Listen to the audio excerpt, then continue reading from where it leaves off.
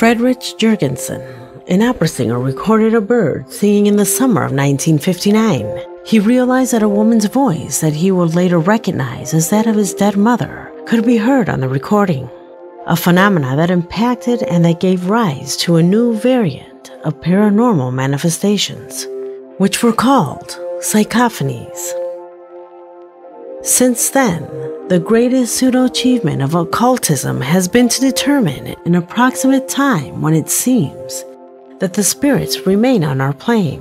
There was a lot of evidence showing that paranormal phenomena apparently intensified within the first 2 weeks after the departure of a loved one. It's not always like that, but at least it's a pattern that becomes the ideal moment to capture these strange psychophonies. Since then, and to date, thousands of audios have been recorded where apparently the dead try to contact this earthly plane. Disturbing recordings, which in this video you will have the opportunity to hear, and that I assure you, they will surprise you. So get ready, because my name is Leonore Clay, and this is The Darkest Secret.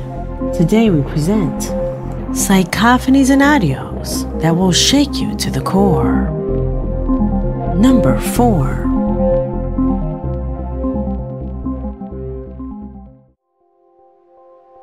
In this video, we will show you something that is directly linked to the theory of the 2 weeks. On August 16th, 2018, an entire country would be shocked after a human torso was found floating in waters in Chile. A human torso without a head or limbs was picked up by the police to carry out the respective expert reports and figure out its identification. The result? They concluded that it was a computer teacher named Nivaldo Villegas, who had been reporting missing as of the 11th of that same month. The macabre crime took on national relevance, so all types of media turned to know in depth about who he was and the reason for his murder. Press teams visited his house and spoke with relatives and his closest neighbors. The scariest moment, and the reason for including this case in this video, is for a strange audio captured in full live transmission. No sabía absolutamente nada. Nada. Edson también nos acompaña, Edson también está por acá. Edson, ¿a usted qué le parece esto que nos dice la vecina, que son unos ruidos raros, que no se sabe identificar de qué son? ¿Ustedes ya habían conversado? ¿Él ya le había contado esto? Que no se sabe identificar de qué son. ¿Ustedes ya habían conversado? ¿Él ya le había contado? No se sabe identificar de qué son. ¿Ustedes ya habían conversado? ¿Él ya le había contado? Identificar de qué son. ¿Ustedes ya habían conversado? As if someone were whispering with their mouth glued to the microphone, and within the first 2 weeks of his death, you can clearly hear in Spanish a male voice that says, "Me cortaron y me mataron," which in English translates to, "They cut me and killed me." It is believed that when souls leave their body in an abrupt or uneasy way, these return to the place where they had the most connection and manifest themselves in various ways there. Sometimes they only repeat patterns that they did in life, or in others they can communicate, like in this evidence. At that exact moment, the journalists were at the house where that crime was committed, a phrase that for many corresponds to a psychophony of the teacher himself, who made known what had been done to him. Do you know what the worst thing about this whole case is? All his relatives, including his wife, went out daily to ask for justice. His wife, who was closest to him, gave many interviews completely destroyed due to the murder of her beloved husband. As time passed, and after an intense search, the police included with reliable evidence that 2 people had been involved in the murder: Joana Hernandez, wife of Nivaldo, and Francisco Silva, her lover. Both were brought to justice and found guilty of murder. The reason for killing him? His wife wanted a house that was in Nivaldo's name. Since they were married by law, after the disappearance or death of her spouse, she could opt for the house. She wanted to stay in the house, living there with her lover. A brutal assassination that shocked an entire country. Currently, both are behind bars, and this strange and disturbing audio will stay in the collective memory of all Chileans that heard it live and direct that day. Number 3.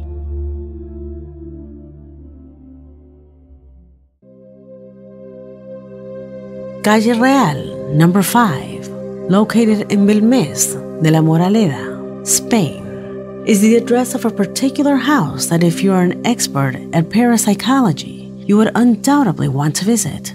However, I do not recommend it because this case is considered one of the largest paranormal cases in the world. You see, this place started to become popular in the year 1971 after its owner asked to remodel the floor due to ugly stains. She says that the first time one of these faces appeared, she was petrified, as it was a very well-defined face made of mold that kept staring at her. It had materialized there overnight.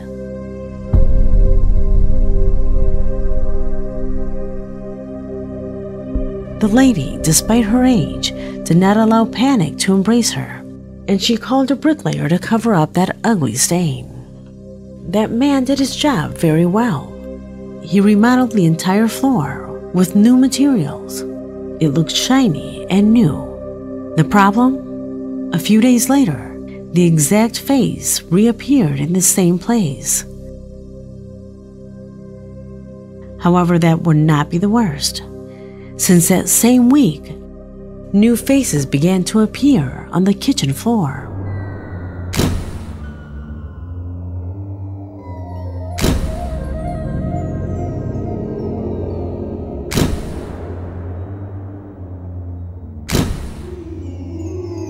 Obviously, after this case became popular, there were many studies carried out. None were 100% definitive.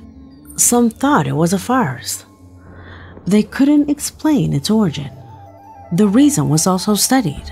From there, they discovered that the entire town of Belmez had been built on a Muslim cemetery, dating from the 1200s. If this were real, something had to have happened there that keeps these spirits restless. Still to this day, new faces continue to appear. Although, in continuing with the theory of the 2 weeks, there are those who believe that spirits of the dead do not last that long in our plane, and in reality, this has an origin closer to the demonic, as if there's some kind of portal, some kind of hellhole that these things are trying to get through. As if this weren't enough, a researcher wanted to know if that phenomena was just something isolated, or if there was something more than just the presence of faces. He installed a recording device in one of the rooms, which was recording all night. The next morning, when reviewing what the device had captured, this is what they heard.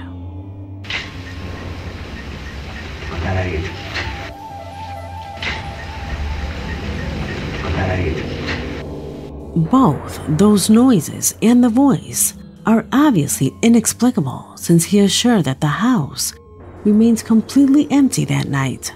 But without a doubt, the most impressive thing is that phrase that is clearly understandable. Matar a él is what it says, which in English means kill him.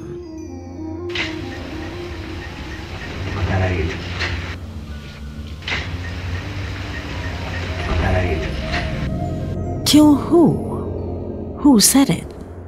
If this is real, could they really be spirits? Questions that currently remain a mystery. Number 2.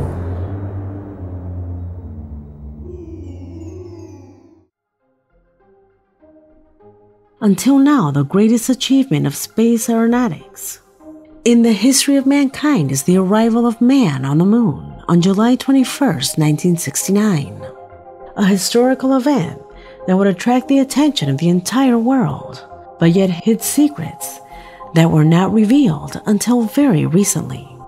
an audio that was recorded just a couple of months before.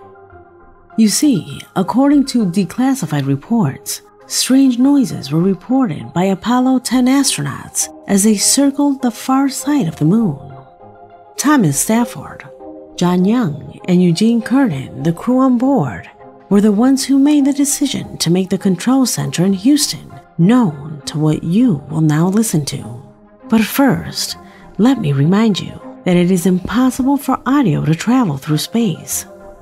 So whatever the astronauts were listening to, it was happening inside their helmets. Pay attention.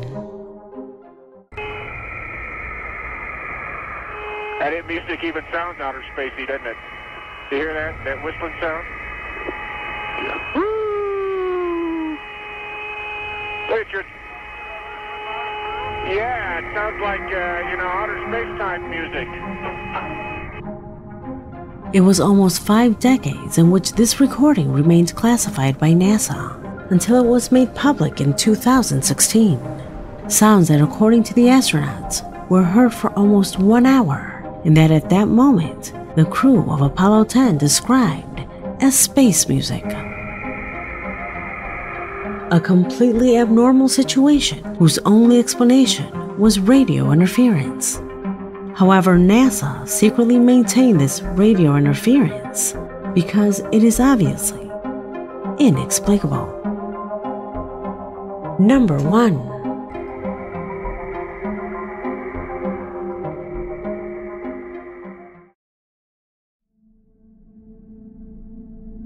And we end this video with what is perhaps one of the most disturbing psychophonies that are known in Spain, and specifically in Madrid, its capital. The Palacio de Linares is an old building located in the center of the city that, according to popular rumor, is a palace where employees and guards reported having experienced strange events, such as inexplicable noises, dogs that refuse to enter certain areas, and the most shocking, the cries of a girl. Rumors that in 1990 they tried to explain, deny them, installing a recording device in one of the rooms. What was heard from those recordings continues to give chills to this day.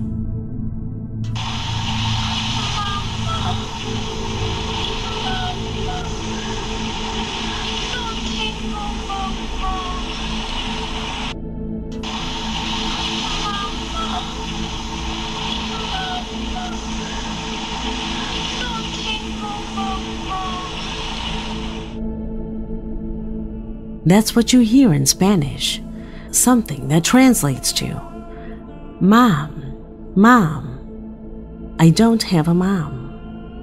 An English girl's voice who cries out for her mother makes those rumors that circulated from mouth to mouth even more credible, positioning this ancient building in the first line of visits for those who are eager to live and experiment with what simply has no explanation. Did you know about these psychophonies?